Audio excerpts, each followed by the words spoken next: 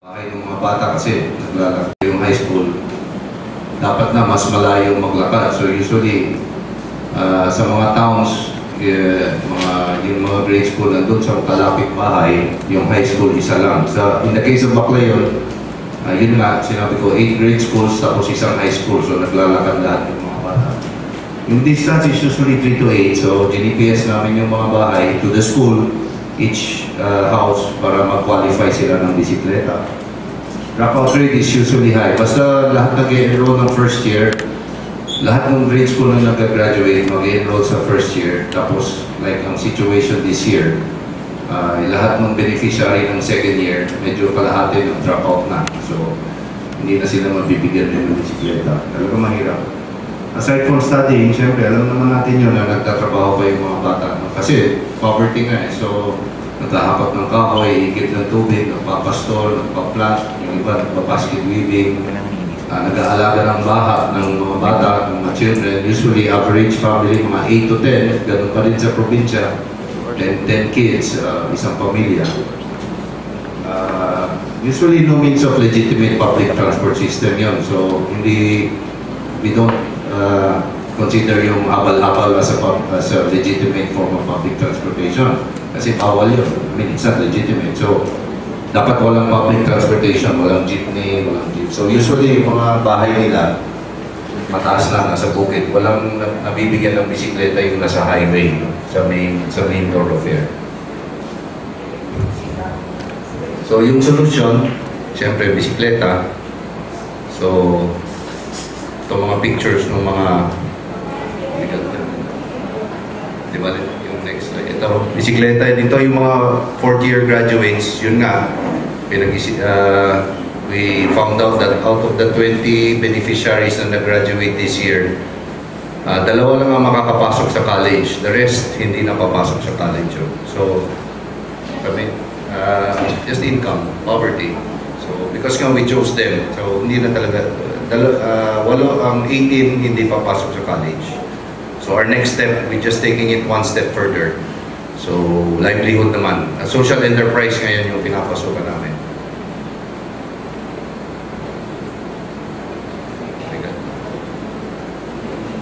So yung social enterprise, yung public school kasi may TLE yan eh. Technology, livelihood, at saka entrepreneurship. So merong bakery, garment making yan. So yun, parang re-reinforce namin kasi we found out also na hindi sila they cannot maintain the bikes. So they need to work to maintain the bikes. Ito yung mga yung high school, so na beneficiaries. Sige, next slide. Okay, so how do we select the beneficiaries? Very, it's just general. Distance to school, obviously, dapat 3 kilometers minimum. Of course, no means of public. May income threshold kami, yung Poverty Data Monitoring System, PDMS, na i-explain ni Dr. Pestelos. SARDO, yung school, bibigay sa amin yung children, which is students at risk of dropping out dahil sa distance or because of poverty, must reside in the town. Kasi hindi pwedeng nakaibang bayan sila, pupunta sila sa Baclayon tapos hihingi ng bike. No? Kasi libre yung public school sa Baclayon. Binabayaran ng LGU yung lahat ng expenses ng public school libre. Of course, public transportation not available. Okay, sa school side, monitor nila yung school performance. Of course, kung absent lagi, babawiin yung bike. Hindi pwedeng absent, hindi pwedeng late. Of course, we monitor the income. Dapat, gusto namin makita kung may impact yung bicycle sa livelihood nila. We don't know, but we'll see later on. Kasi last year na kami nag-umpisa. Monitor use of bike also. Hindi pwedeng school to house lang yan para tumagal yung bisikleta. They must have they cannot sell the bikes forever. So, basta school to house, after they graduate 4th year, pwede nilang gawin na use for livelihood. And of course, assert livelihood opportunities. Yung sinabi ko kanina, may social enterprise na kami binibigay. Okay, possible benefits, of course, increase self-esteem. Nakikita namin right away, yung mga bata na mukhang nahihiya, pag binigyan mo ng bike, malakas magpa-self-esteem, parang yabang-yabang na nila, kind of mayabang na. Health and exercise, of course. Sports development, magagaling. Ang daming marunong mag-downhill ngayon dun sa Baclayon. So, pwedeng mag-join sa competition. Gagaling, sobrang galing, pati babae. Pati uphill. Lahat uphill, downhill. Of course, environment, clean air, time benefits, so they can do more things. We're not telling them not to do their chores. They can go home earlier ngayon. Pwede na magtrabaho pa, gumawa ng baskets, tumulong sa bahay. They don't have to wake up so early. Of course, repair, errands, less travel expenses, yung sinabi ni na less gagastusin sa office, no, ng mga tao. Of course, values formation, sinisingit na namin dito yung pag nag-ride kami around the town, kasi usually, alam mo naman yung mga bata, pag umiinom ng tubig sa plastic, tinatapon, so yun, sinasama namin yun, pag napapadaan sa bahay, good afternoon, good morning, or you know, walang usually values formation ng kulang talaga. No?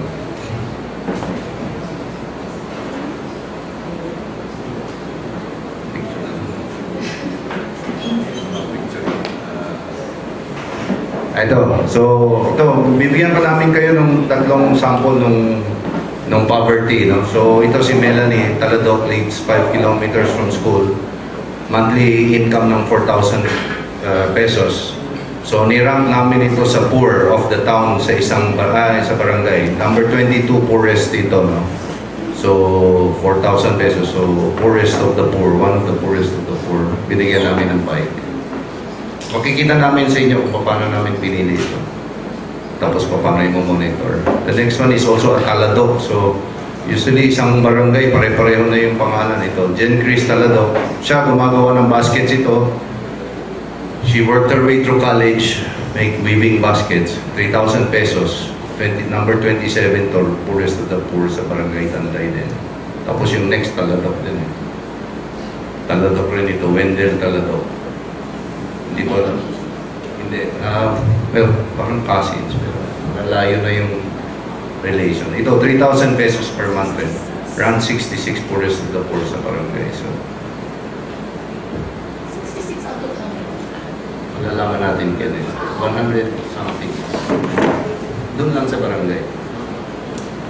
Okay, so I'd like to introduce si Nestor. PDMS means Poverty Data Monitoring System. So, meron siyang software na, just to explain briefly, paano namin kinukuha yung data ng poor. He's the president.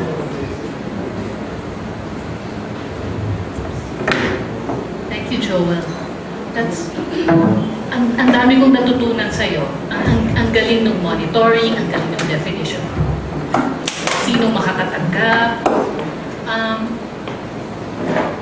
Meron po bang gusto magtanong? Kasi po yung discussion ni Dr. Pestelos of the software is interesting. It's a bit technical, I believe. So baka meron po kayong gustong itanong kay Joel about his project, how he has managed to do so much in a year, 6 months. Parang ang daming, pinabasa ko yung kwento mo na ang daming nagkatiyap-tiyap na mga pagkakataon. Ngayon, meron po bang gusto magtanong sa kanya? Islora. Ano po kayo naka-avail ng mga bisikleta? At nung dumating po kasi ang bisikleta sa Pilipinas, nagbayad pa kayo ng tax?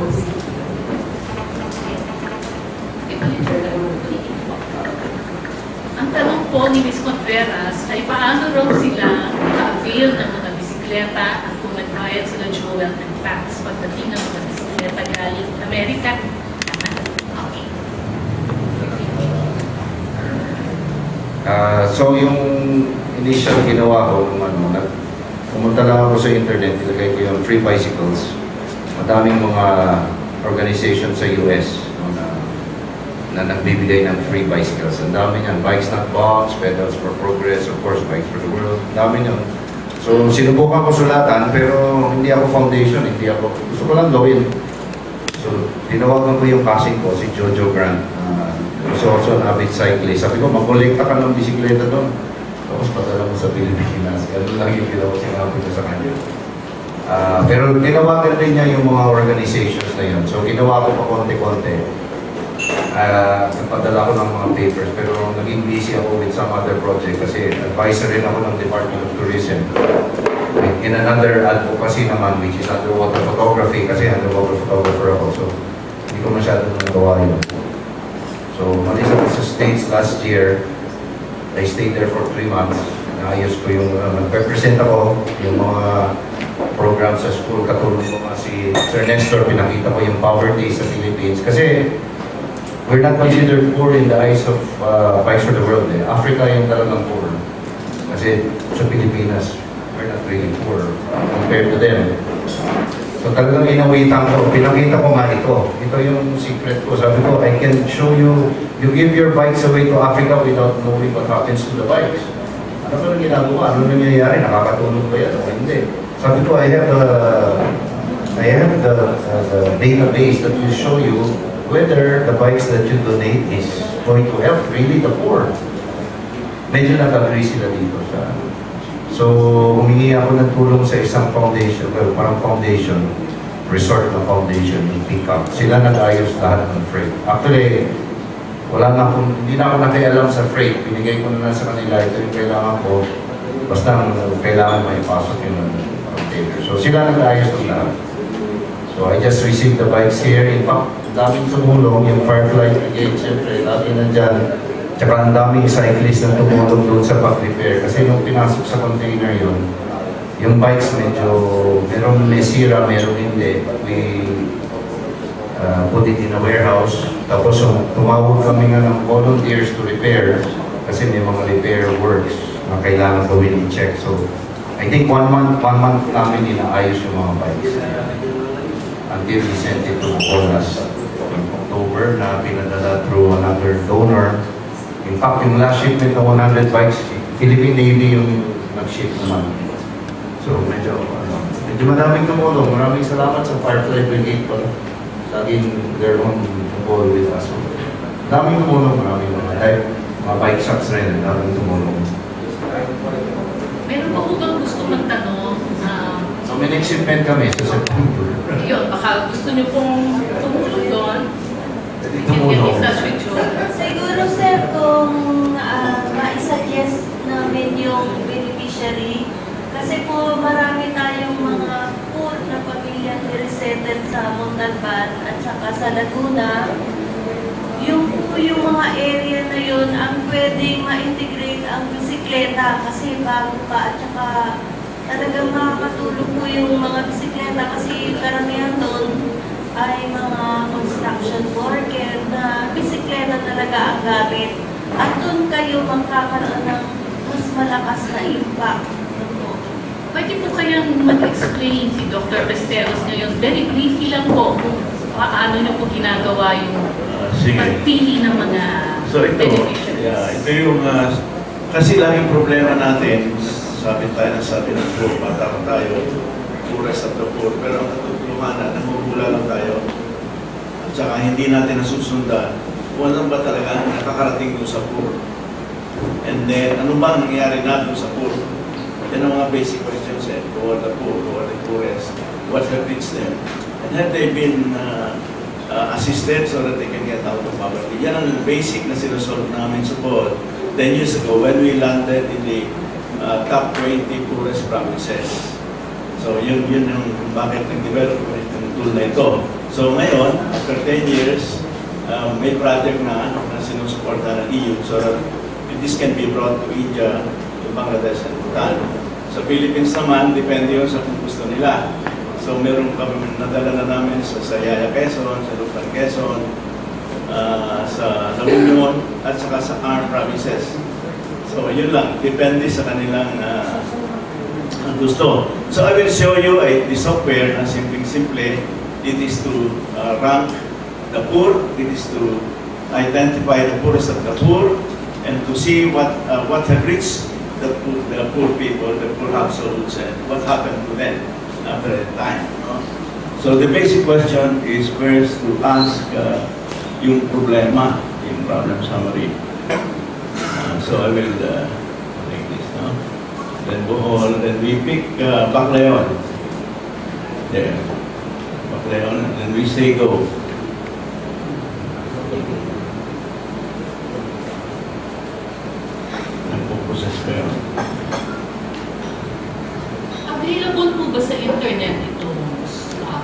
Hindi. Hindi po. Okay. Hindi may download ko sa internet, no?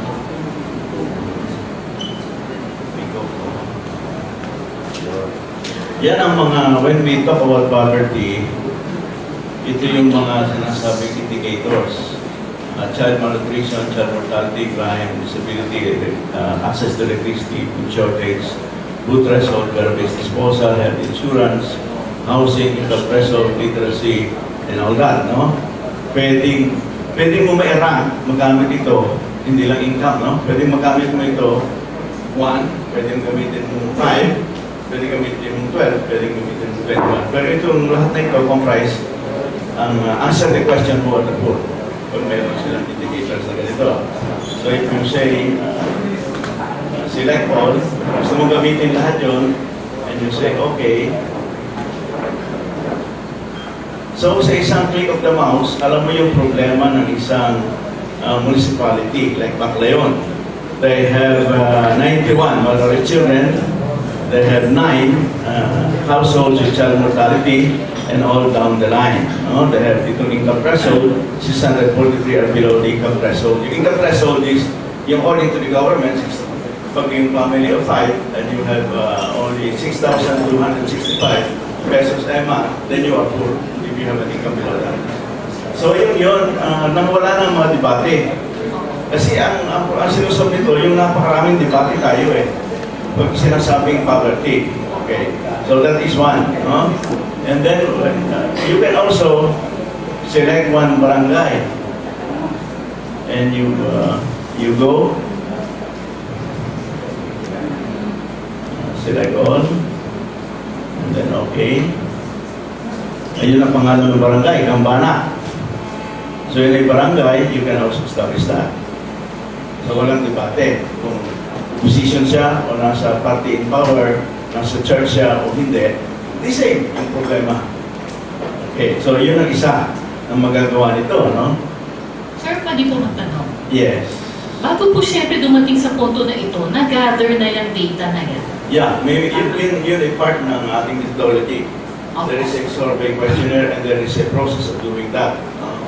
So yung ginawa natin, isang software that will process the data that are from the questionnaires. And it will process niya. How do we get a hold of the software? You ask our foundation because we own the copyright. So I if see. you put down I'm the president, I'm the founding president. If you put my email, which is npistelos@gmail.com, and then you will tell you everything. We can send you all the basic things. No? Okay, location. If you do that also, look at this. Gambana has this 7 Purok. You understand Purok, no? Pare-pareho, Purok, Sitio. And then you say go. And then you use all indicators, select all. And then okay. See that. Purok 1, walang question, no? 1 disabled person, 4 have no access to electricity, 9 have food shortage, and all that. What I have worked in 15 countries under the UN in 35 years. Ito yung frustration ko, hindi ko nagawa yun. Puro index cards, puro kung ano-ano. Pero nung mag-retire ako, after 3 months, nag-present ako sa government of Bohol, and ito yung nangyari. This is based on the experiences of people. So, whether it is spikes, whether it is any project, we promote it, we promote the use of this nang makatulong tayo, ma-identify natin yung talagang poorest of the poor. Yun ang history niyan, no?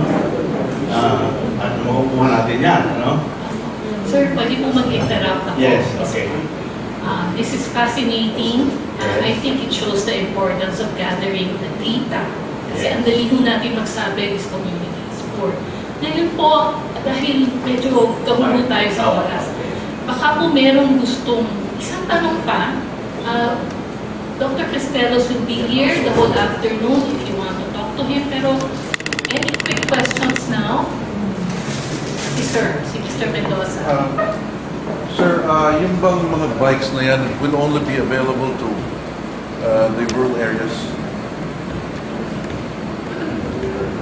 the free bikes that you give out? Kasi actually, pilot project lang ito eh. The first one in Baclayon. So, actually, honestly, we're just feeling our way. We're finding, yun nga, madaming issues na hindi namin nakita. So, ang dami, like, how do they repair the bikes? And so, we're still looking, we're still learning. We don't know whether rural ba, urban. Pero We're not closing the doors to anyone, of course. sa amin lang, this is one thing, an eye-opener. What you're doing is really laudable, and it should be supported 100%. The lady in green, I'm sorry na hindi ko kilala. Totoo yung sinasabi niya. Because when I was a commissioner for the Urban Poor, Presidential Commission for the Urban Poor for 6 years, every time we relocate people from Metro Manila to the relocation site, always pasukan po, birthday, yung Holy Week, and one of the reasons is when I went to assess the situation when they were relocated already, for example, in Towerville, one of the issues there is nagmahal po yung pamasahe namin because of this location. Now, if this thing that you're doing can be replicated in a lot of areas, wala naman ng problema ma-identify yung poorest of the poor. Nandun na ako yun eh. Kung magbibigyan po sila talaga ng bisikleta, this will immensely help them. Una, yung separation nila. Others would live there for 1 week, their place of work, before they see their family again. Pero siguro kung may bisikleta, baka mapadalas. Iba yung separation ng magulang sa anak. You know? And this has really brought a lot of problems. Pero kung magbibigyan nga ng Asian transportation, actually what we did was, we came up with a transport cooperative in line with DOTC to be able to, para mababa naman ang konti yung pamasahe. Pero if they will have their bikes, like my people, just imagine from 2,500 to 0, and they can spend it for other expenses at home. Napakalaking bagay po. We fully support this. I hope this would be replicated. Alam natin, napakahirap po talaga sa mga probinsya. I am aware of that. But siguro, concrete jungle din naman itong Metro Manila. Marami yung problema rin dito. These indicators of poverty are also very much present in Metro Manila. So hopefully, sir, we laud your what you're doing. I hope it can be replicated at lumaki ng lumaki ito. Napakalaking tulong po sa mga mahihirap. Thank you po. Babalikan po natin yung mamaya. Dr. Pistelos would like to explain nothing and then we move on to the next one. So at this stage, you know that we have a tool that can rank municipalities, we can rank barangays, we can rank PUROCs on the basis of 4 poverty indicators, whether 1, whether 5, whether 19, whether 21. Because we would like to target really the poorest of the poor. Now here, on this table, you will see yung households. Usually this is not shown because this is privacy. Pero you don't know the people naman eh. So yung Tagday, dun sa ranking number 1 yun, sa poorest. Kaya yung, we have how many? 17 bikes sa barangay na yun. Yun ang tinutulungan natin. So guys, the database guides us in targeting the poor. Yung sinasabi niya na number 22, yun. And yung pag-green, that means wala siyang problema sa mga indicators yan. Pero pag-red, mayroon. So yung red, hindi lang doon sa bike. Yung red can be unemployment, can be school dropout, or whatever. Pupunta ka ngayon kay Mayor, pupunta ka ngayon sa gobyerno, sabihin mo sa agency, ano ba yung pinagdadaldal nyo? Itong pamilya ito na binigyan namin yung bike, kailangan din ng ganitong mga tulong. Papalit yung makakaahon. 5 pesos lang yung baon ng bata. Tumulong naman kayo doon sa ibang mga bagay para may iahon natin ito. And every year, check natin ang progress of that household. So nothing like this. And this is based on our experiences in this country. In this country, no? Experiences na yan. Lagi na lang, sabi tayo ng poor, hindi naman natin natatarget. ay hindi ko na, I will not name names, no? Pero tingnan mo yung mga programa na nagmamayabang lahat at least the poor, hindi naman eh. Pati ang poor of the poor, hindi naman eh. So we developed this thing that is now being talked about. But we have, as you say, we have presented this to the Social Development Committee of Cabinet, to NAPSI, to DSWD, to NEDA. Wala, kasi kahit galing lang sa Bohol eh. They look down on people from Bohol, ano? Paano magkakaroon ng isang world-class thing, ano? Na dinadala. Buti pa yung India, buti pa yung Bhutan, buti pa yung Bangladesh. Nakita yun, uy, dalhin nyo rito. And that is now what we are doing. We are implementing a project funded by EU. Pero maganda yung sinabi niya, kailangan talaga yan. Kasi based yan sa ating karanasan on how to, tapos na. Thank you. Thank you. Well, Dr. Pestelos. Kung isa-summarize ko lang po ang mga nakuha kong magaling na ginawa nila. Number one, they found partners. These partners were abroad. Number two, they were able to define kung sino yung pagbibigyan at kung bakit. Kasi po, yung mga taong gusto natin tulungan, we also have to help themselves. And yung pagkakaroon ng data na ganito, hindi masisingitan ng sabi kasi ni Mayor, Councilor, the Chairman, yan. Well, you can argue na hindi ko mas mahirap po itong tao. Ngayon, yung iba sa atin, baka iisipin natin, masyado ng technical yan. Hindi ko na kailangan malaman yan. Alam niyo mo, ang labanan ngayon is na Dr. Pestelos is an expert. I'm glad that he's sharing his expertise with us.